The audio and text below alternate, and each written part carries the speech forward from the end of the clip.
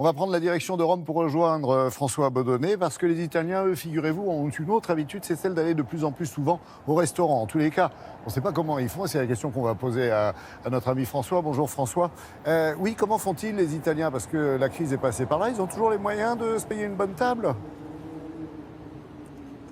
Oui, bonjour Laurent, c'est vrai que c'est assez incroyable. On pourrait se dire qu'avec la crise économique qui les a touchés de façon très forte, eh bien, ils auraient réduit le nombre de restaurants qu'ils font par semaine. Eh bien, pas du tout. En fait, d'ailleurs, Silvio Berlusconi, lorsqu'il était Premier ministre, ça remonte à quelques années, disait « la crise, quelle crise? Lorsque je vais au restaurant, ils sont toujours pleins. » Et il avait raison.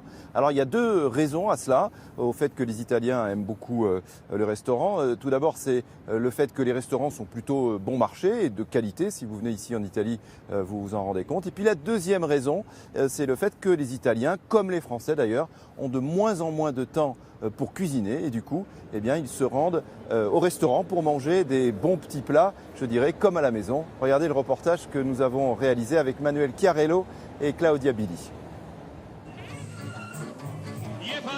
C'est la pause traditionnelle de la mi-journée. À Rome, comme dans tout le pays, c'est l'heure d'aller au restaurant. Un moment de tranquillité, de convivialité aussi, très prisé. Les Italiens y mangent de plus en plus souvent.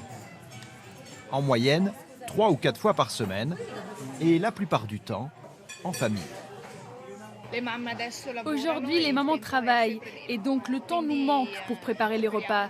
Alors, nous allons souvent au restaurant pour cuisiner moins et profiter de nos enfants. Et les enfants, ils adorent ça. Des établissements toujours pleins donc. En cuisine, il faut que cela suive. Les gars, la salle est déjà pleine. Allez, on y va. Paul Pansera se réjouit de cette hausse. Nous avons au moins 20% de clients en plus chaque année. Des familles avec des enfants. À midi, c'est la maman avec les petits. Et le soir, c'est le père avec les enfants. Artichaut à la romaine, gnocchi fait maison, ou encore pâtes aux fruits de mer. Dans la plupart des restaurants italiens, la nourriture est fraîche et de qualité, à un prix abordable, entre 8 et 10 euros pour un primo piatto. Manger au restaurant, c'est un peu comme un câlin. C'est prendre soin de soi, on ne se fatigue pas à cuisiner. Je dirais que c'est de l'argent bien dépensé. L'an dernier, les Italiens ont dépensé 83 milliards d'euros au restaurant. Une note un peu salée, certes, mais à la hauteur de ces instants de plaisir partagé.